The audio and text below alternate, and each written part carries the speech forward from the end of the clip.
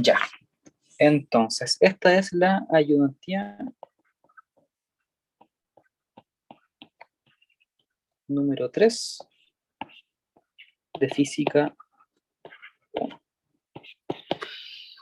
Entonces, hasta el momento ya han visto varias cosas de física, ya están casi por terminar lo que es movimiento, o sea, lo que es el estudio de la cinemática. Ya dentro de poco van a empezar a estudiar fuerzas. Entonces, recapitulando, todo lo que han visto de cinemática involucra entender cómo es que se mueven los objetos. A esto ¿qué es lo importante en general del movimiento en una y dos dimensiones? En una dimensión nosotros nos centramos en entender cómo se mueve un puntito sobre un eje, ¿cierto? Entonces el puntito puede tener una velocidad, en una línea recta se desplaza, no sé, una distancia del origen. Eso quiere decir que necesitamos mantener un sistema de referencia siempre. Siempre es importante incorporar un sistema de referencia. Entonces, ahora, ¿cuál es la gracia bueno, de todo lo que involucra esto? Que nosotros vamos a entender que la posición de un objeto, voy a generalizarlo a un vector posición, es una función que depende del tiempo. Eso quiere decir que si el objeto tiene una velocidad, por ejemplo, en algún momento o en algún t, el objeto va a estar en algún punto del mi plano, sea la dimensión que sea. Generalmente tres dimensiones porque la cuarta es el tiempo y en general casi no nos podemos mover en esa dimensión, solo en una dirección. Entonces vamos a entender que la posición es una función, ¿ya? ¿Y qué significa ahora que sea un vector y al mismo tiempo sea una función? Entonces aquí es donde entramos a de dimensiones, o sea, dos dimensiones.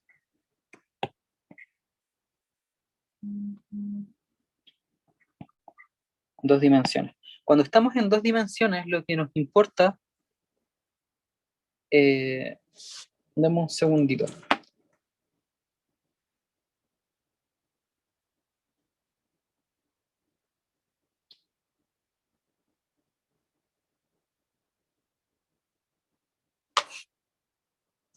Ya.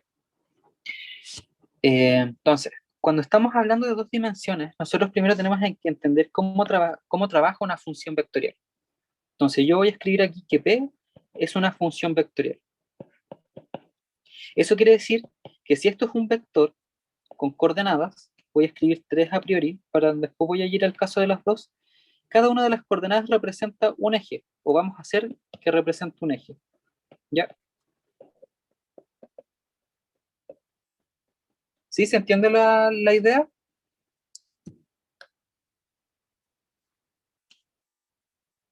Sí, Ya. Entonces, ¿qué significa eso? Significa que por cada uno de los ejes en el que nos podemos desplazar,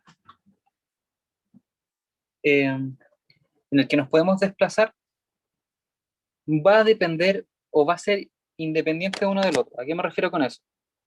Que puede ser que en una de las coordenadas o en una de las funciones de las coordenadas de este vector, no sé, digamos que estos dos son una constante, son una función que representa una constante.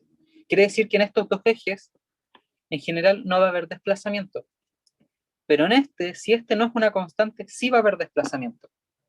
Entonces, cuando nosotros estudiamos cinemática en una dimensión, generalmente el ejemplo más común, entonces, volviendo a una D, el ejemplo más común es pensemos en un auto. Ya, entonces tenemos un autito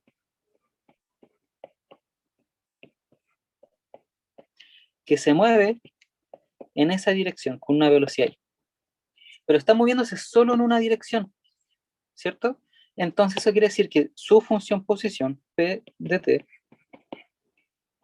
es más o menos de esta forma, x de t, una constante y una constante z. Entonces, mientras pasa el tiempo, siempre se va a mantener en este eje. ¿Sí? ¿Se entiende ese punto? sí.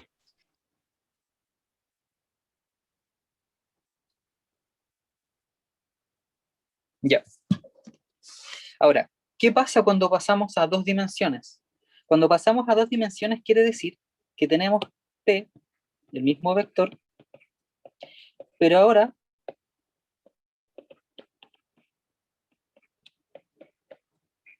tenemos dos coordenadas que van a variar en medida que va pasando el tiempo.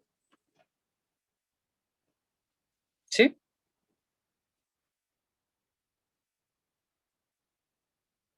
Entonces, caso típico. Bueno, generalmente cuando tenemos estas cosas y tenemos solamente dos coordenadas o unas coordenadas que es variable en el tiempo, las otras no nos importan, entonces como que no las consideramos. Por eso cuando veían una dimensión nunca, o era raro tocar como esta idea del vector posición. ¿Ya? Pero ahora yendo a las dos dimensiones. Cuando estamos en dos dimensiones, tenemos entonces, como había dicho, dos coordenadas que son variables. Entonces, ¿cuál es el ejemplo común de dos dimensiones? El lanzamiento proyectil.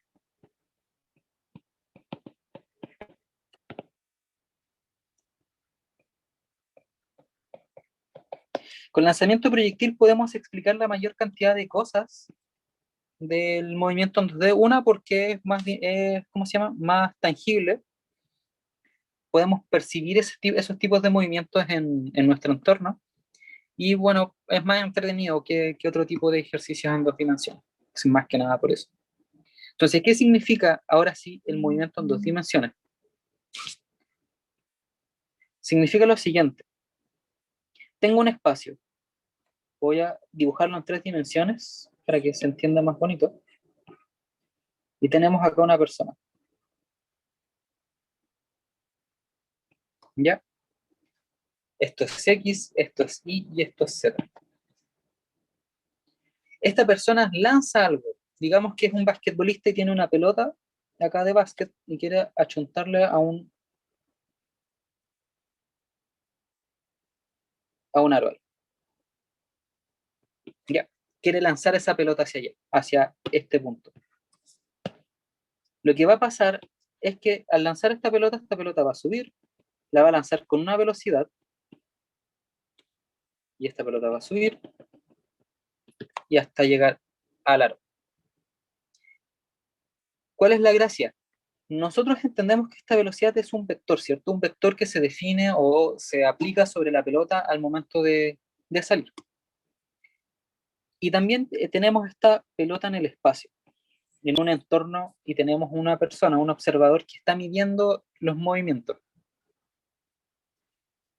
En teoría estamos en un espacio tridimensional, pero al lanzar esta pelota y al aro estar en el mismo eje, y la pelota simplemente se desplaza digamos, en dos dimensiones, como que sube, va hacia arriba, luego hacia abajo, y además tiene un desplazamiento así como sobre el eje. Entonces, podemos aproximar la mayor parte de movimiento en general a dos dimensiones. Entonces, en este caso, el movimiento lo podemos aproximar de esta forma. Tenemos nuestro eje coordenado, y digamos que la pelota sale desde el origen. Entonces tiene este movimiento. Y acá tenemos un vector, VI, que es la salida. Pero ese vector solamente es válido en el instante inicial. La velocidad, como saben, también depende del tiempo y depende del tipo de movimiento. Entonces, en este sentido, esta es la velocidad inicial con la que sale la pelota. Y generalmente tiene un ángulo de elevación.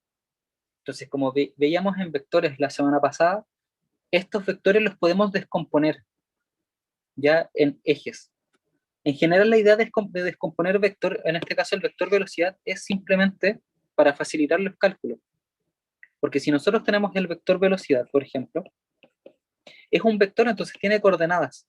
Entonces tiene una coordenada en el eje X y otra coordenada en el eje Y. Entonces esto es X y esto es Y. X e Y porque, bueno, es más genérico, pero si lo marcamos como en relación a lo que teníamos acá, debiese ser Y y Z, ¿ya? Pero se entiende que es más fácil hacerlo con X e Y por tema de costumbre. Entonces tenemos que la velocidad tiene coordenadas, ¿ya? Y estas coordenadas son sus componentes porque al final son las proyecciones de este vector en cada uno de los ejes coordenados. Entonces, ¿cuál es la gracia de esto? Que si nosotros sabemos que esta velocidad es así, también, como decía antes, tenemos este vector que es el vector posición. Voy a anotar las características o en general cómo se definiría el movimiento de la partícula o de la pelota. Entonces, déjame acomodar una cosita aquí. El movimiento de la pelota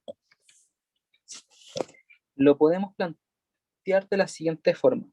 El movimiento está determinado por la posición, que depende del tiempo. Esta posición tiene coordenadas para cada instante de tiempo en el eje X y en el eje Y. ¿Sí? Es un vector. Además, como ya pudimos plantear aquí, tenemos la velocidad. La velocidad también es dependiente del tiempo, entonces voy a poner v de t. Entonces tiene una función en el eje X y una función velocidad en el eje Y. ¿Ya? ¿Se entiende hasta el momento lo que estamos usando?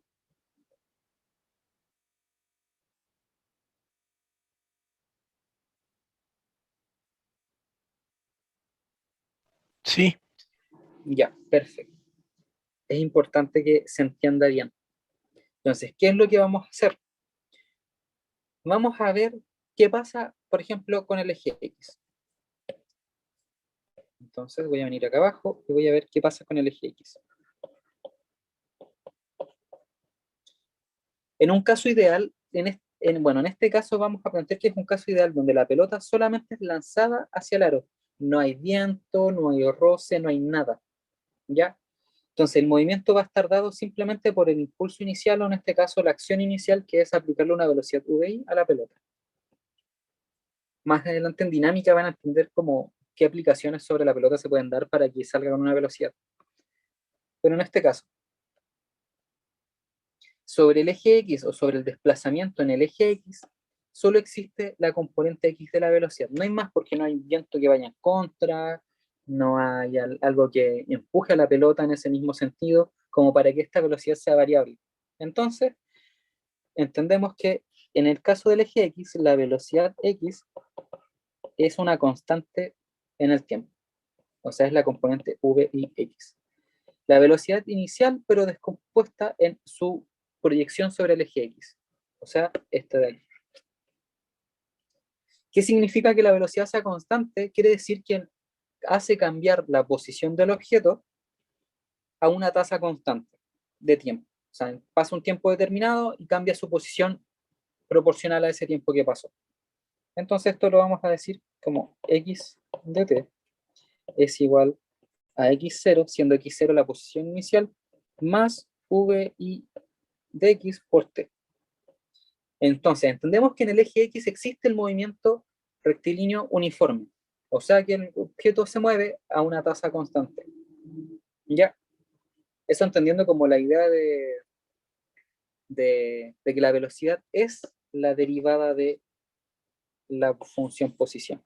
Y entonces, si derivamos encontramos la velocidad, y además en este momento podemos entender que la velocidad es la pendiente de esta función, y hay bueno, más interpretaciones que esas, como que no vale la pena tratar de seguirle dando. Pero veamos qué pasa en el eje X, o sea, en el eje Y. En el eje Y es distinto, porque el eje Y es el movimiento vertical. Entonces, el eje Y es la función que nos va a poder permitir determinar la subida y la bajada del objeto. O sea, es como un movimiento, bueno, de lanzamiento vertical, que es cuando el objeto sube, o de caída libre, que es cuando el objeto baja. ¿Ya? Entonces, solamente en el eje Y sabemos que existe una aceleración, que en este caso sería la aceleración de gravedad que va hacia abajo. Entonces existe una aceleración, que en este caso va a ser una constante y va a ser menos g. Si existe una aceleración, la aceleración se define como la derivada de la velocidad, es decir, la tasa de cambio de la velocidad. Entonces, la función velocidad en el eje Y es igual, en este caso es la aceleración en Y, es igual a la velocidad inicial en Y menos g por t. Esto, después si lo quieren tratar de encontrar solitos o solitas, es simplemente bueno, lo voy a anotar aquí. El paso para ir de la velocidad de la aceleración es derivar con respecto al tiempo, y el paso para ir de la aceleración hacia la velocidad es integrar con elemento de t. Ya son como los pasitos, pero esto no es para que sepan, no lo van a usar casi nunca, al menos en este curso. Y luego nosotros sabemos que si existe una velocidad que cambia, en este caso la velocidad es variable en el tiempo, integramos eso o buscamos la función posición asociada, tenemos que la función en i, que depende del tiempo, va a ser la posición i inicial más vi por t menos un medio de gt al cuadrado. Entonces, lo importante de esto es que cada uno de los ejes tiene un tipo de movimiento distinto. En el caso del eje X es un movimiento rectilíneo uniforme y en el caso del eje Y es un movimiento rectilíneo uniformemente acelerado. En este caso la aceleración va en contra, por ende tiene un signo negativo. La aceleración le resta la velocidad. ¿Se entiende esto? Sí. Ya. Eso es lo importante de este tipo de movimientos. Más allá, buscarle más cositas o fórmulas de memoria o procesos, etcétera, está de más. Todo lo que, no sé, probablemente en el colegio, si tuvieron física, vieron estas cosas de cinemático, ¿ya?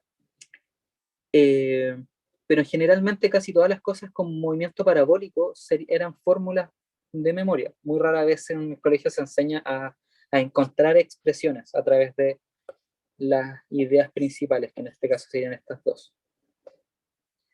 Entonces, basado en esto, tenemos una expresión que nos permite saber cómo es el desplazamiento en el eje X y tenemos una expresión que nos permite saber cómo es el desplazamiento en el eje Y. Entonces, dicho lo anterior,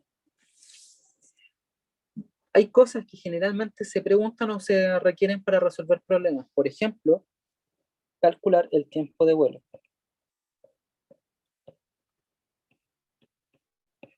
Calcular el tiempo de vuelo, calcular la altura máxima, Hmax, calcular el desplazamiento máximo, desplazamiento máximo, etc. Hay un montón de otras cosas que se pueden preguntar.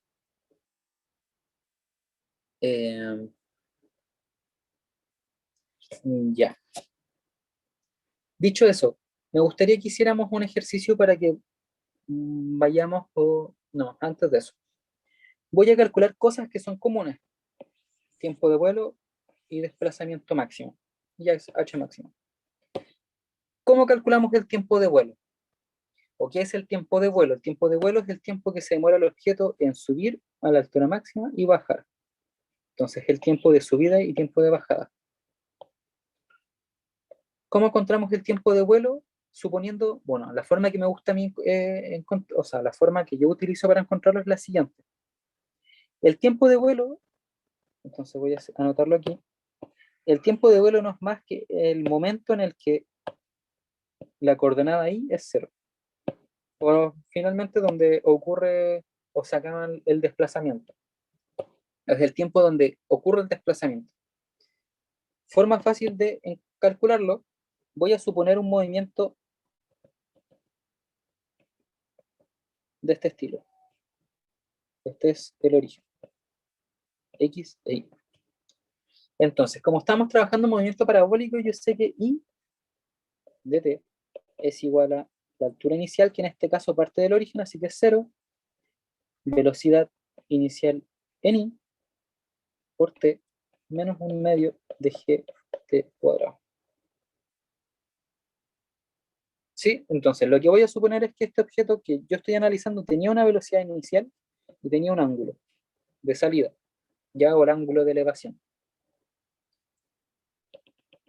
Entonces, las coordenadas que vamos a conocer es que en I t igual 0, esta altura es 0, ¿cierto? Y ahora vamos a encontrar otro t, voy a poner t1, es igual a 0. ¿Sí? Entonces tenemos dos momentos donde la altura es 0, en el momento inicial y en el momento final. Entonces, voy a sustituir el T1. Entonces voy a tomar velocidad I por T1 menos un medio de G por T1 al cuadrado igual a la altura inicial, que en este caso sería 0. ¿Sí? Simplemente sustituí T1 en esta expresión de acá y igualé todo eso a 0, que es lo que tendríamos ahí. Entonces, ¿qué faltaría? Simplemente despejar T. Despejamos T. Entonces esto sería un medio de gt al cuadrado igual a vi componente i t1. Multiplicamos todo por 1 partido en t1 y esto va a quedar t1, un medio de g igual a la velocidad en i. Despejamos t1 y tenemos que vi por 2 partido en g. Y ese sería el tiempo de vuelo. Pero noten que es importante que aquí yo coloqué vi, o sea, es la componente de la velocidad en el eje y. Como yo estoy asumiendo que acá conozco el ángulo de elevación, lo conozco, puedo descomponer la velocidad. Entonces eso lo voy a hacer aquí al ladito. Entonces, la velocidad es un vector que va en esta dirección, conozco el ángulo de elevación, y puedo proyectar un eje X, y acá voy a proyectar un eje Y, y yo quiero saber esta componente de acá, y esta componente de acá. Esta es VI Y, y esta de acá es VI X. Entonces, si yo quiero conocer VI Y, por trigonometría no es más que la componente de, o sea, el valor o el módulo de la velocidad por seno del ángulo. Entonces, este resultado final sería VI seno del ángulo por 2 partido en la aceleración de gravedad. Y así es como se encuentra el tiempo de vuelo. Si están en una prueba y les piden algo así como que tengan que usarlo, tienen que hacer el procedimiento completo. Al menos ahora en sus pruebas no vale que esto se lo sepan de memoria. Ya. Al menos para el nivel que tienen. ¿Sí? ¿Se entiende?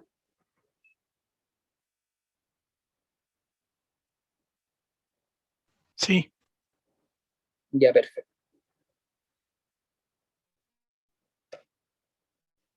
Ya, no hay preguntas en el chat. Así que, continuamos.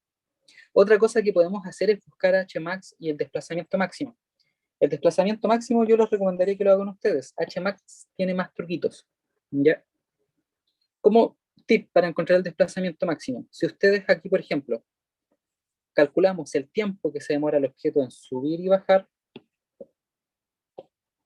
ese es el tiempo también en el que el objeto comienza a desplazarse desde el origen, en este sentido, sobre el eje X, hasta llegar a este punto de acá.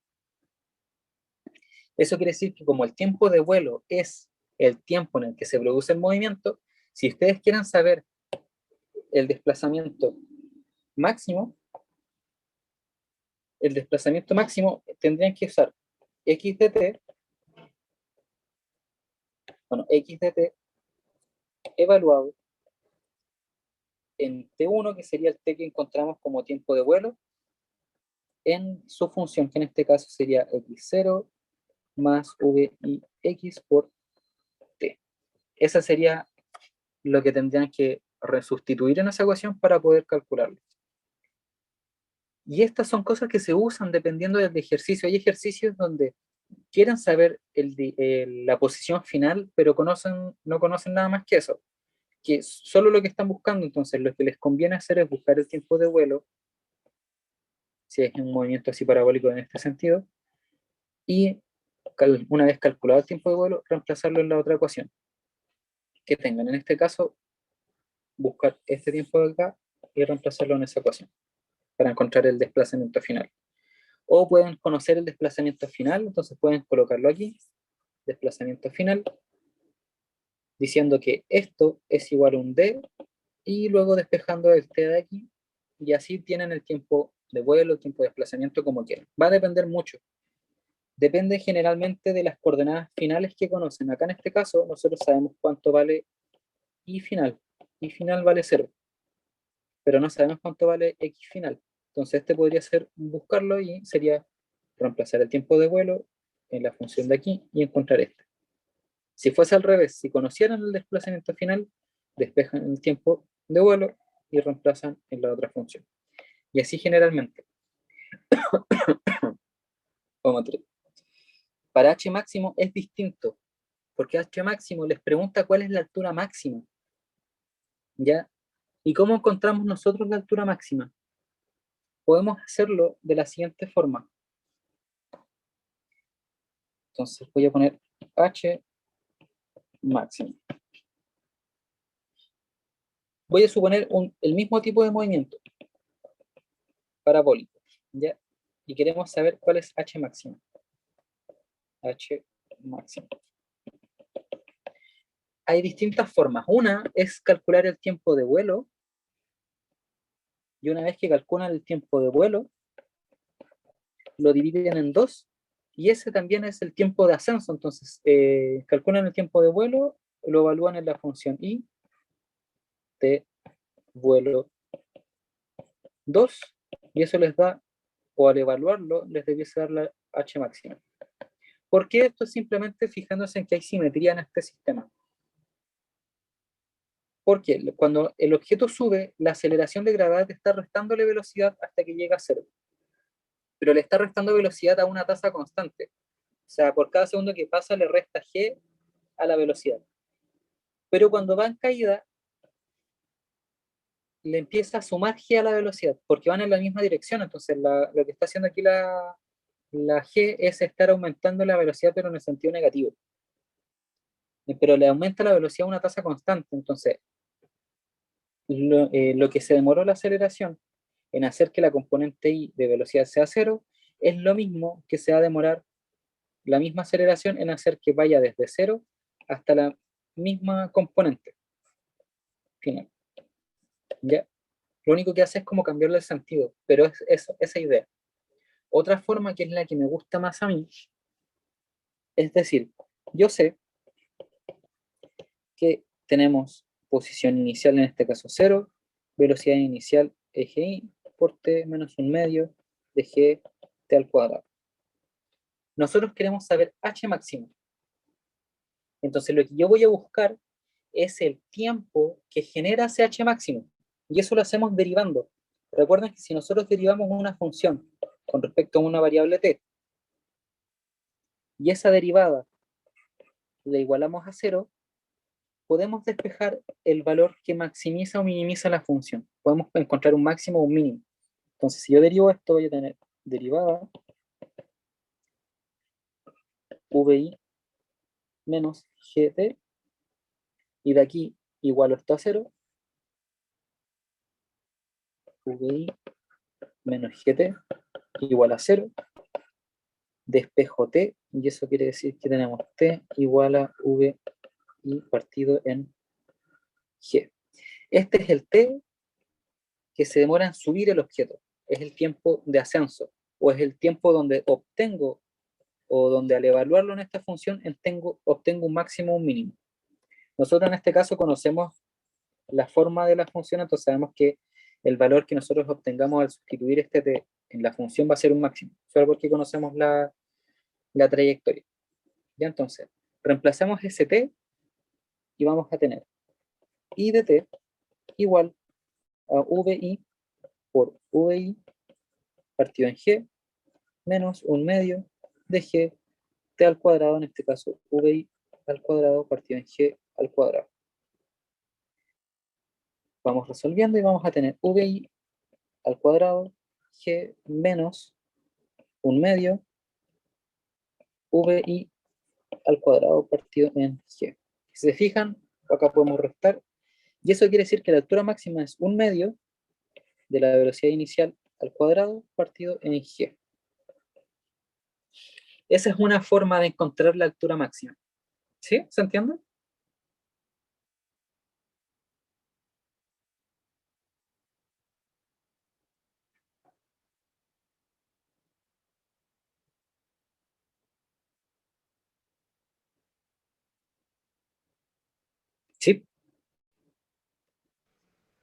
Eh, yo como que me perdí un poquito.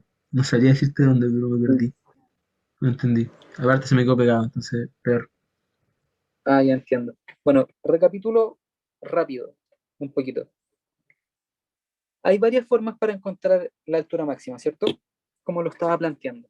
Una es encontrar el tiempo de vuelo, que sería el tiempo que se demora el objeto en subir y bajar, y dividirlo en dos, porque al dividirlo en dos calcula el tiempo de ascenso o el tiempo de bajada, que por simetría es lo mismo.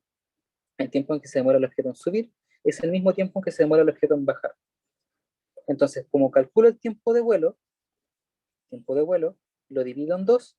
Al evaluar este valor de t en la función i de t, o la función general que estamos trabajando que queda para la coordenada y, puedo encontrar un valor que me representa la altura máxima, como con ese procedimiento. Entonces sería hacer lo mismo que les mostré delante, encontrar el tiempo de vuelo, reemplazarlo y vamos a obtener h máximo. Pero hay otro método que es el que más me gusta a mí. El método que me gusta a mí es el siguiente. Nosotros conocemos la función i de t, la tenemos, ¿cierto? El procedimiento Sí, que seguiría es encontrar un máximo o un mínimo de la función. Y de cálculo sabemos que eso es derivando.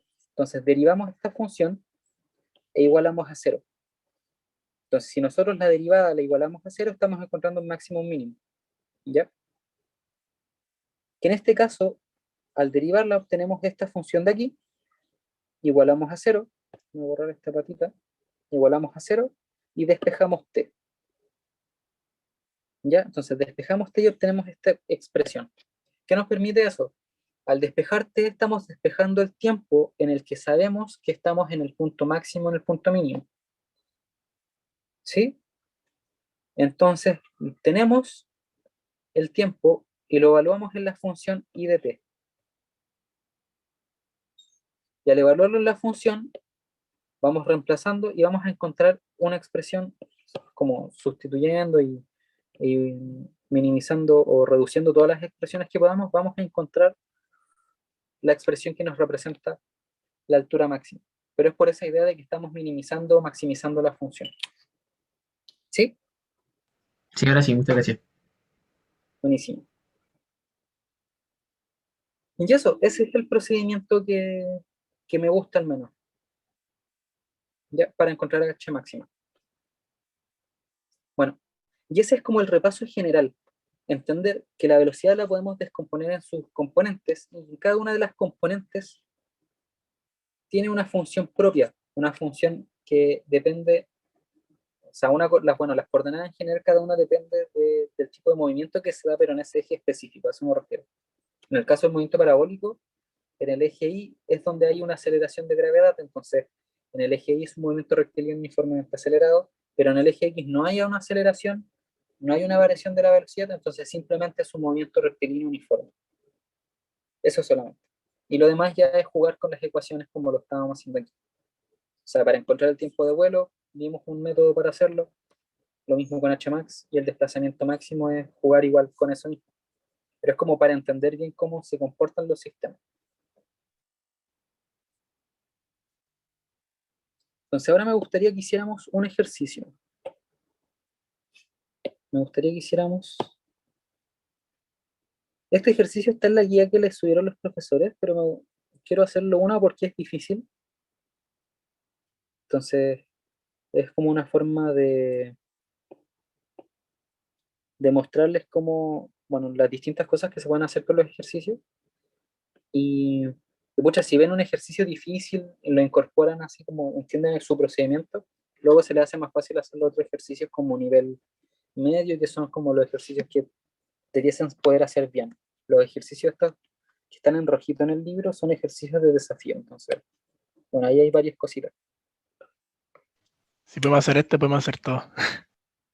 Claro, de hecho esa es la idea. Si pueden hacer esto, en general les va a costar menos analizar los otros. No es como que puedan hacerlos todos, pero como que esa es la idea. O sea, si lo incorporan bien y utilizan bien el ejercicio, podrían hacer muchas cosas, sin tantas complicaciones, más que nada.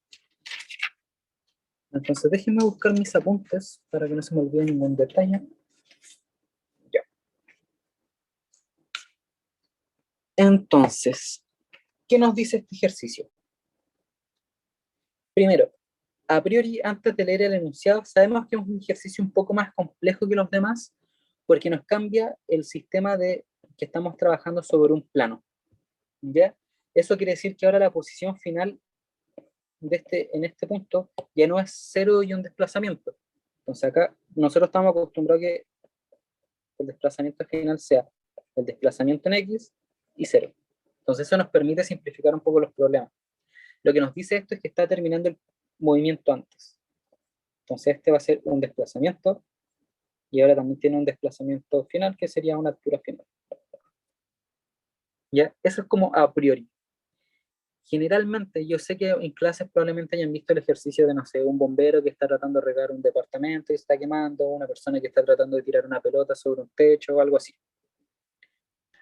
Vimos de un futbolista pegándole una chilena al travesaño y otra que Ya, era como que se cae como una pelota a la calle y tenía que volverla como al edificio, tenía que pasar por un techo la pelota. ya. Bueno, esos ejercicios son similares en idea de fondo, ¿ya? Pero cambia un poquito el aspecto de que, por ejemplo, si ahora nosotros queremos usar el tiempo de vuelo, sabemos que no va a ser, vamos a tener que aplicar un procedimiento similar antes, pero no va a ser lo mismo. Esos ejercicios, por ejemplo, de la pelota que como que se la pasan a un edificio, como que nos dicen en algún T, llega a esta altura. Sabemos como las coordenadas finales, pero lo plantean de una forma distinta.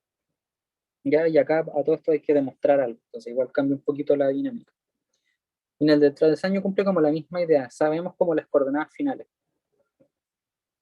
Acá no nos dicen, acá en este ejercicio, como vamos a ver, no nos dicen nada. Nos dicen como las condiciones iniciales y que, bueno, la cosa llega aquí. Entonces esto dice, un proyectil es disparado hacia arriba en una pendiente, ángulo de inclinación phi, con una velocidad inicial vi, a un ángulo θ con respecto a la horizontal, como se muestra en la figura. Demuestre que el proyectil viaja a una distancia d hacia arriba de la pendiente donde d es igual a esto. Y luego ve para qué valor de θi es de un máximo y cuál es ese valor máximo. Entonces, ¿qué es lo que tenemos que hacer? Se me cambió, ¿qué es lo que tenemos que hacer? Hay distintas formas de plantear este ejercicio. Yo he visto, por ejemplo, la solución que a mí no me gusta, pero es como la más directa para sacar estos ángulos, es plantear este sistema de coordenadas, y x. Es plantearlo así. ¿Qué beneficio tiene eso? Que conocemos eh, que podemos plantear al tiro v como una resta de ángulos.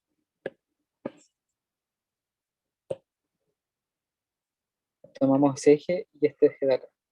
Y estos son 90, entonces v tiene un ángulo de elevación con respecto al sistema de referencia que estaríamos planteando ahí, que sería el ángulo completo θ menos el ángulo de elevación con respecto a esta horizontal de acá, que sería menos. Ya eso sería como lo más fácil en el sentido para poder usar y plantear al tiro esa recta de ángulo. Pero existe acá otra complicación. Una vez se plantea eso, nosotros después tenemos que trabajar con otras cosas como la aceleración de gravedad. La aceleración de gravedad va derechamente hacia abajo.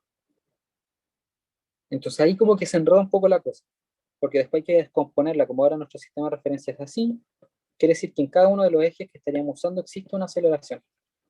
Entonces a mí no me gusta porque uno es como, escucha, si yo estuviese dando física 1 no me daría cuenta de ese detalle, y lo haría como de la forma típica. Bueno, pero cada uno de los pasos que vamos a ir viendo, o cada uno de los métodos, tiene la dificultad en distintas acciones. En este caso, en el primer método, la dificultad está en que G habría que descomponerlo en sus coordenadas, o sea, en cada uno de los ejes. La dificultad en el método que me gusta a mí es que hay que hay que saberse un poquito las propiedades de trigonometría. ¿Ya? Y eso es como que a veces es un poco imprevisto, pero es algo que se puede buscar. Entonces, ¿cómo lo voy a hacer yo? ¿Cómo me gusta a mí hacerlo? Voy a plantear primero cómo es el movimiento en cada uno de los ejes, ¿cierto? Voy a decir lo siguiente. Tengo dos coordenadas. Entonces, mi sistema de coordenadas es este. Oh, ¿qué pasó? Dame un segundo. Bueno, lo que voy a estar tratando de hacer es decir que voy a tratar de ubicar las coordenadas finales del proyectil. O sea, voy a tratar de ubicar el punto de llegada y dejar esas coordenadas en términos de ese desplazamiento de. ¿Sí?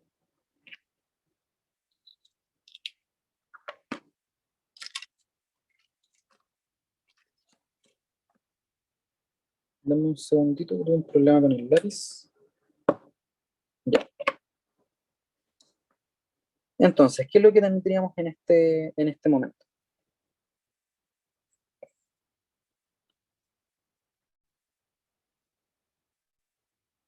Ya.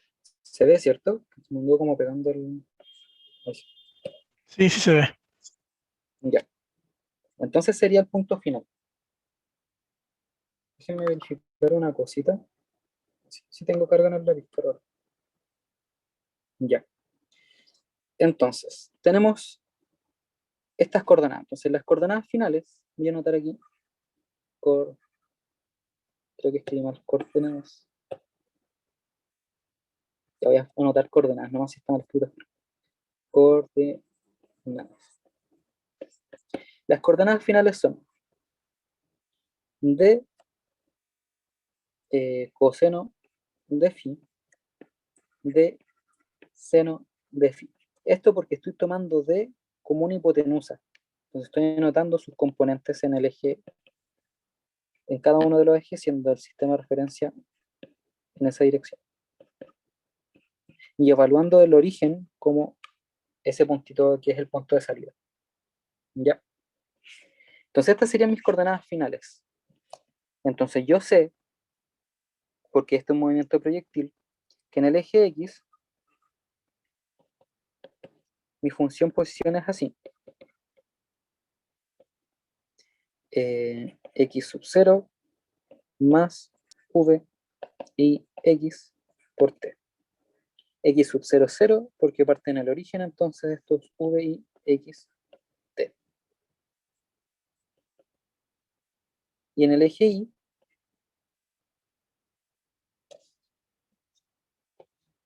mi función posición es I0 es 0 porque parte en el origen, entonces sería VI con respecto a I por T menos 1 medio eje T al cuadrado.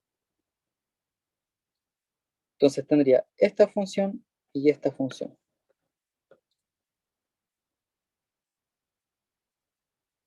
Entonces, ¿qué podemos hacer ahora?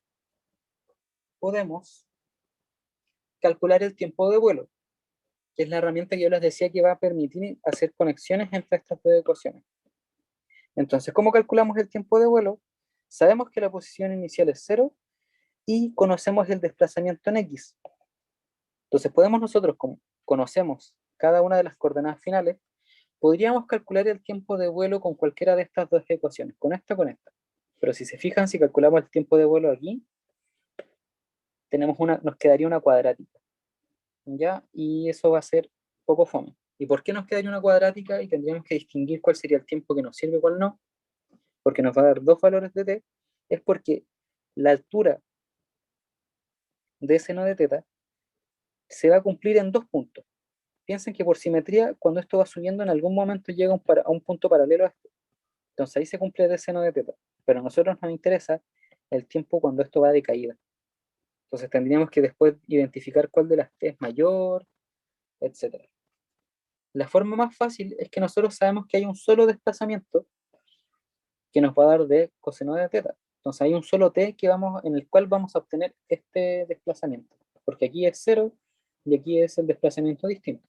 Entonces en t0 obtenemos la primera posición y en la otra que vamos a encontrar obtenemos el desplazamiento horizontal.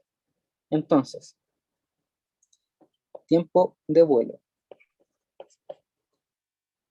va a ser x de t evaluado en el tiempo de vuelo, que voy a poner TV, va a ser igual a D coseno de phi. Y esto vamos a despejar V multiplicado por TV igual a D coseno de phi. Entonces TV es igual a D coseno de phi dividido en la velocidad inicial, pero la proyección en X. Entonces ahí tenemos el tiempo de vuelo. Entonces, ¿qué podemos hacer Mira, ahora con... Ay, ¿sí? ahí me perdí. ¿De dónde salió la velocidad inicial? Ya, la velocidad inicial sale del enunciado. Nos dicen que hay una velocidad inicial. O sea, claro, pero me refiero como en la fórmula, porque tú notaste como distancia por coseno y después agregaste una velocidad inicial. Esa es mi duda. Ah, ya, ya. Lo que pasa es que aquí anoté esta, que es la función posición, evaluada en el tiempo de vuelo, ¿cierto? ¿Ya? Entonces sabemos Sí. que es de coseno de phi. Entonces después tomé esta de aquí y la reemplacé acá. Ah, ya, o Y sea, reemplacé T por TV. ¿Sí? ya. ¿Cachaste? ¿Cuál fue el...? Sí, sí, ahí caché. Ya. Sí, porque al final conocemos que esta es la forma como funcional.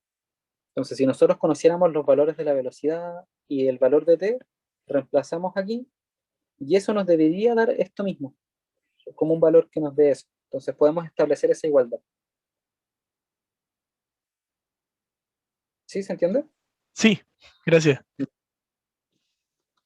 Ya. Entonces, acá ya tenemos el tiempo de vuelo y lo que podemos hacer ahora es, como hicimos antes, si nosotros calculamos un tiempo de vuelo a partir de una expresión, podemos ahora simplemente reemplazarlo en la otra función, ya que sabemos cuánto debe valer esta función. Esta función sabemos que evaluada ante v, tiene que valer d seno de phi.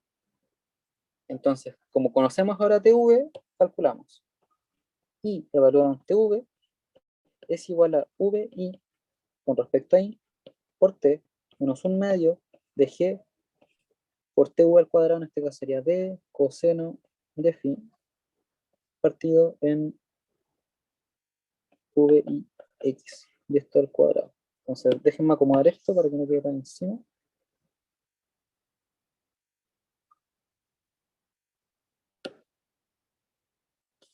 Ya. Entonces tendríamos esto. Entonces ahora solamente quedaría desarrollar. Ah, y sabemos que como esto está evaluado en i en el tiempo de v, esto debe ser de seno de phi. Sabemos que tiene que, al resolver esto, nos tiene que dar ese valor. Ah, y acá me faltó sustituir ese tiempo. Entonces esto sería d coseno de phi partido v i x. Entonces ya tenemos la igualdad final. Ya con esta igualdad nosotros aquí, si se fijan, tenemos puros datos conocidos.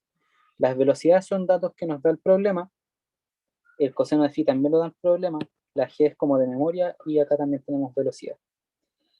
Entonces, en esta condición podemos buscar d, podemos despejar d. Entonces vamos a hacer eso.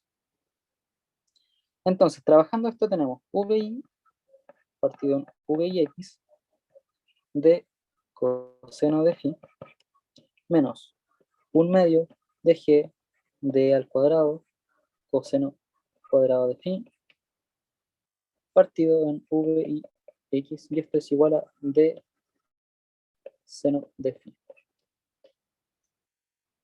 Entonces tenemos que ir ordenando esto. Voy a pasar este restando hacia allá y este sumando hacia allá. Entonces nos va a quedar vi partido en vx de coseno de phi menos de seno de phi y esto igual a un medio de g de cuadrado coseno cuadrado de phi partido en vx. Ya. Entonces, ¿qué obtenemos ahora? Eh, este vi está al cuadrado. Faltaba eso. Entonces, voy a pasar multiplicando el vx y voy a multiplicar por esto. Entonces, voy a multiplicar todo por VIX cuadrado y también voy a dividir todo por D. Entonces, cuando multiplico todo por VIX cuadrado tenemos VI por VIX. Recuerden también que estamos dividiendo D, entonces esto queda coseno de phi menos VIX cuadrado seno de phi igual 1/2 de G coseno cuadrado de phi por 2.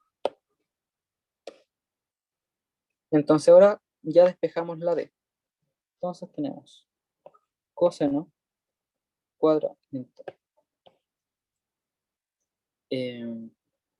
Lo multiplicamos todo por 2, entonces quedaría 2. Y voy a ir factorizando al tiro los términos que podamos factorizar. Noten que aquí podemos factorizar el VIX. VIX, factor de VI y coseno de phi menos VIX seno de phi. Y esto partido en G coseno de 2 veces phi. Momento súper escrito. G coseno cuadrado de phi. Y esto tiene que ser igual a D. Entonces veamos el término que teníamos que demostrar. Ya, si se fijan, esta parte de aquí abajo está completado. Tenemos abajo el G coseno de 2. Faltaría armar el seno de los ángulos restándose. Y tenemos 2VI coseno. Tendríamos que armar eso. Entonces, si armamos eso que nos falta, nosotros aquí tenemos que VIX es la componente X de la velocidad. Entonces va a ser la velocidad inicial coseno del ángulo que es la teta. Lo mismo con el eje. VI seno del ángulo. ¿Sí? ¿Se entiende esta última parte que ya es como pura álgebra? Sí. Ya, perfecto. Entonces, ya entonces vamos reemplazando. Tenemos aquí 2VI X, entonces sería VI coseno de teta, factor de VI seno de teta, coseno de phi, menos VI coseno de teta, seno de teta, no, esto es seno de phi, y todo esto dividido en G coseno cuadrado de phi igual a D. Y entonces aquí, noten que podemos factorizar esto, y al factorizarlo vamos a tener el 2 veces VI cuadrado coseno de teta, y lo que nos va a quedar en el paréntesis va a ser seno por coseno y coseno por seno. ¿Ya? Esto es seno de teta por coseno de phi, coseno de teta por seno de phi. Esto se escribe simplemente como seno de teta menos phi. Es como la propiedad trigonométrica. Y abajo queda todo por G por coseno cuadrado de phi. Y esto es igual a D. ¿Ya? Ahora, demostramos. Esto es lo que teníamos que llegar, ¿cierto? A eso era lo que teníamos que llegar. ¿Se entiende el procedimiento? ¿La idea general? Más o menos sí. ¿Sí se Yo me entiende? perdí. ¿Dónde salió el elevado al cuadrado al final del 2V? Elevado al cuadrado. Ah, porque teníamos afuera VI y estamos factorizando estos VI que están adentro. Entonces al sacarlo, estoy Ah, ya. multiplicando. Y ahí quedaría listo. Ya, ahí caché. ¿Sí? Ya. Eh, la última parte no la encuentro tan necesaria porque simplemente es tomar esto de aquí y nos dicen para qué valor de teta D es un máximo. Entonces esto significa lo siguiente. Sabemos que D en este caso, por cómo lo estamos enunciando aquí, D depende de teta. porque para algún ángulo de elevación que propongamos de la velocidad vamos a tener un d distinto. Ya, entonces digamos que d es función de θ. Y tenemos, bueno, todo eso otro que está al lado. Entonces cuando nos piden qué θ es el que genera un d máximo, es como cuando buscamos la altura máxima. ¿Qué t genera una altura máxima? En este caso es que θ genera un d máximo. Entonces simplemente es derivar esa expresión con respecto al ángulo. Siempre cuando busquen un máximo o un mínimo se deriva con respecto a la variable que estén maximizando o minimizando. Entonces derivan todo esto con respecto a θ y igualan a 0. Entonces aquí derivan con respecto a θ, igualan a 0 y despejan. En este caso la derivada es un poco latera, pero les sirve para practicar derivadas. Igual no es tan difícil, como muchas reglas de derivación simplemente. Y bueno, cuando igualen a 0 despejan θ y ese va a ser el θ que les va a dar un máximo. Y luego les dice, ¿y cuál es ese máximo? Bueno, tienen que evaluar en la función d y encontrar ese valor. ¿Sí? Eso sería. Bueno, igual terminé justito en el tiempo. De son las 6:11. Bueno, si quieren, igual que, no sé, pues, revisemos esta última parte, la puedo hacer cortita la otra semana. Y eso. Sí, igual me gustaría que lo hagamos la otra semana. Ya. Igual puedo hacer la derivación rápida. No me demoro tanto derivando. Y por último, después buscar lo otro que es como lo más, como lo más enredado. No sé si les tinca como que haga eso rapidito. Yo puedo. Ya. Entonces, derivamos de, que depende de θ, con respecto a θ. Entonces, aquí tenemos, bueno, esta es una trampilla. Si se fijan, acá aparecen hartos seno y coseno y temas, pero este de acá es una constante y esto de acá es una constante. Entonces, esto sería 2vi cuadrado partido en g coseno de phi. Entonces, lo que nos interesa derivar, lo voy a hacer bien ordenadito. Lo que nos interesaría derivar es coseno de θ por seno de θ menos phi. ¿Sí? Y bueno, esta es una multiplicación de términos. Entonces, tenemos las dos constantes, vi cuadrado, g coseno de θ, o sea, de phi, por. Lo voy a hacer bien pasito a pasito para que no se confundan con las cadenas. Entonces esto sería la derivada de una multiplicación, entonces quedaría la derivada del coseno de θ por seno de θ menos phi, paréntesis, más la derivada del seno, lo voy a hacer así sin anotarlo adentro, por el coseno, ya para aprovechar espacio. Entonces, esto quedaría 2vi cuadrado g coseno de phi por la derivada del coseno es menos seno de θ por seno de θ menos phi más la derivada de seno, que en este caso sería coseno de θ menos phi. Pero ahora este seno tiene algo adentro, o sea, el seno tiene algo adentro. Entonces la derivada del seno multiplicado por la derivada de lo de adentro del seno, que en este caso sería 1, ya porque si derivamos esto, que sería acá multiplicando por la derivada de lo de adentro, al derivar esto con respecto a θ, este pasa como una constante, entonces se hace 0, y nos quedaría solamente el θ, pero θ derivado con respecto a θ es 1, entonces quedaría un 1. Y entonces sería un 1, y esto por coseno de θ. Entonces ahí tendríamos la derivada. Entonces ahora faltaría solamente ordenarlo un poco. 2vi cuadrado g coseno de phi.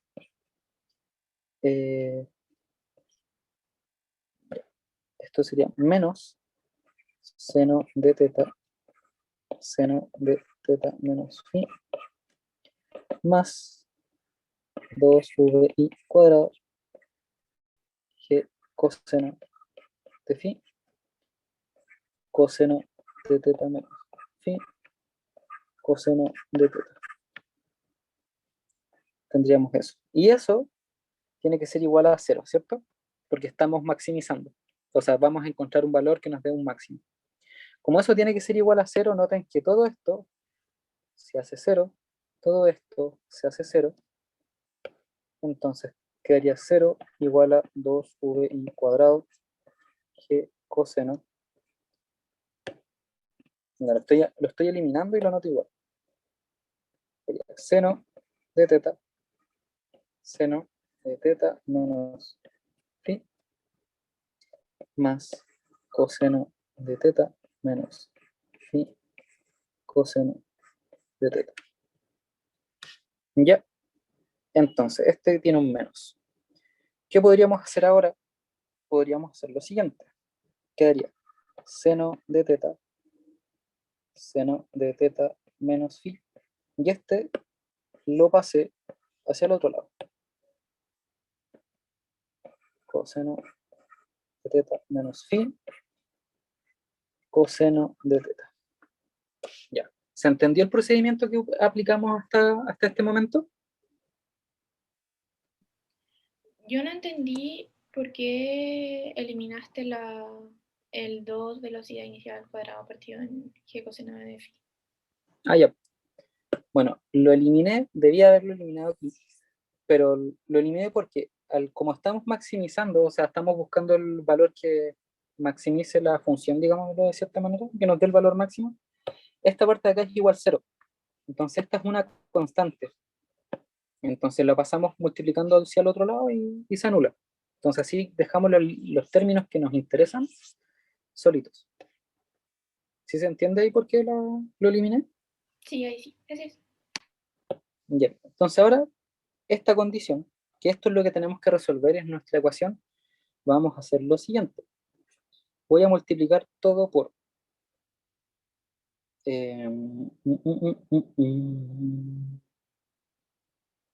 voy a pasar dividiendo coseno de teta menos phi y ya, no lo voy a anotar porque no me da el espacio, pero voy a pasar dividiendo este, lo voy a pasar dividiendo y bueno, este también lo puedo pasar dividiendo. Voy a pasar dividiendo los dos. Entonces va a quedar seno de teta partido en seno de teta va a quedar tangente de teta, y luego acá va a quedar seno de teta menos phi partido en coseno de teta menos phi por tangente de teta menos phi, y esto es igual a 1. Y ahí habría que resolver eso. Déjenme revisar ese pedacito.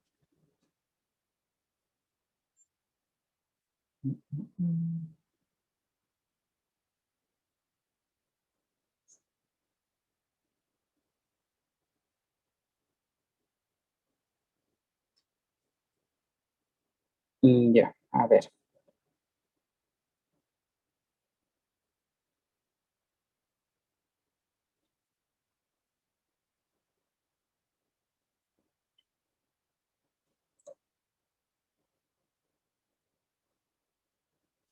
Ya, quedó más feo de lo que pensaba.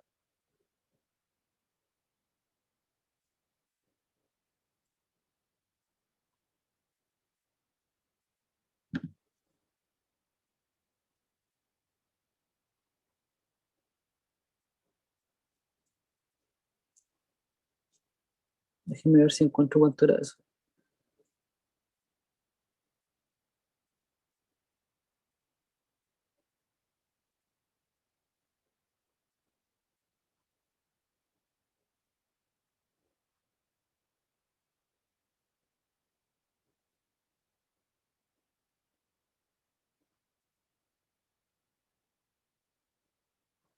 Ya, pude haber hecho algo más fácil todavía. Esto que está aquí, lo podemos reescribir. Entonces, esto que está acá está de más, ¿ya? Así que sale más fácil reescribirlo de otra forma.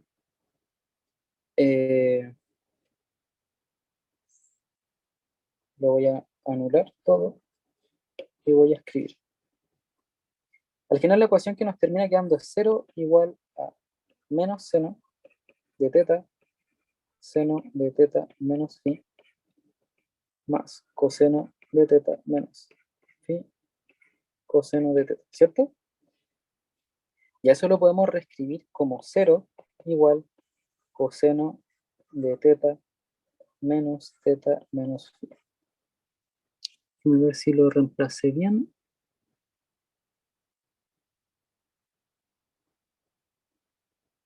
Y esto es más. Ahí sí. Y esto entonces queda como coseno de 2 veces teta menos phi igual a 0. Entonces bastaría buscar eso. ¿Cuáles son los... ¿Qué ángulo de coseno me da 0? Y esto es...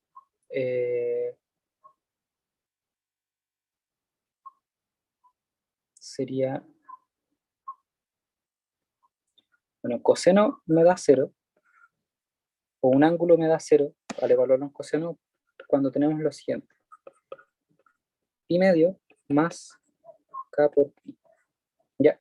Este pi medio representa 90 grados porque es el primer término donde el coseno nos da 0, ¿cierto? Entonces cuando evaluamos coseno en 90, nos da 0, que ese sería pi medio. Y también nos va a dar 0 cuando demos media vuelta, que sería sumarle pi. Entonces, esto es un entero y esto es pi. Entonces, cada vez que nosotros le vayamos dando media vuelta al círculo unitario, entonces esto es 90. Acá el coseno es 0, o sea, el coseno de ese ángulo es 0.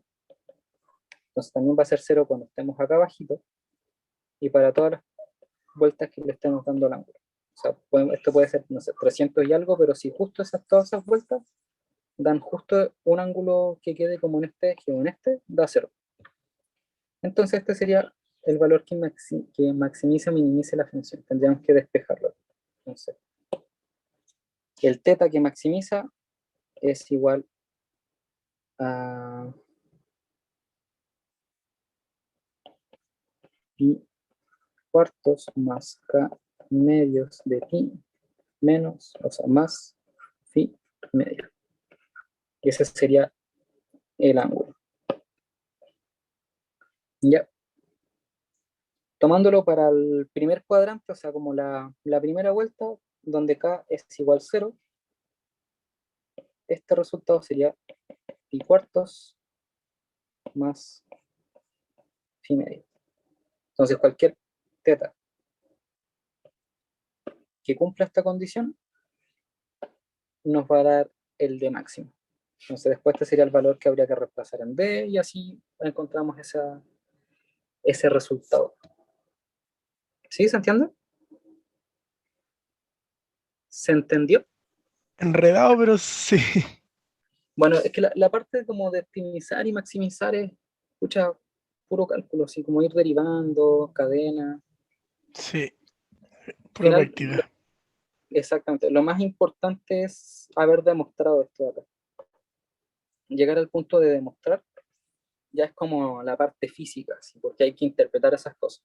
Luego cuando hay que maximizar es como ya, escucha, derivar y igualar a 0 y eso nos va a dar un ángulo. Pero da el caso que ese ángulo es el que nos da la mayor distancia. Eso. No sé si tienen alguna duda, consulta. Les anticipo que para la próxima ayudantía vamos a realizar ejercicios de movimiento circular. Ya. ¿Ya? Y les recomiendo hacer este ejercicio. Déjenme recortarlo.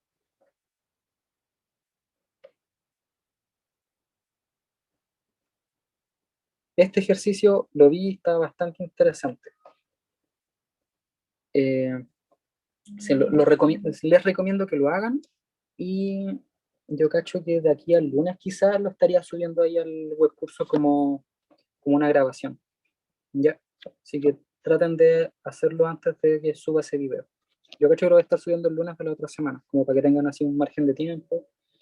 Pero eso, lo encontré súper entretenido. Ya tiene hartas cositas.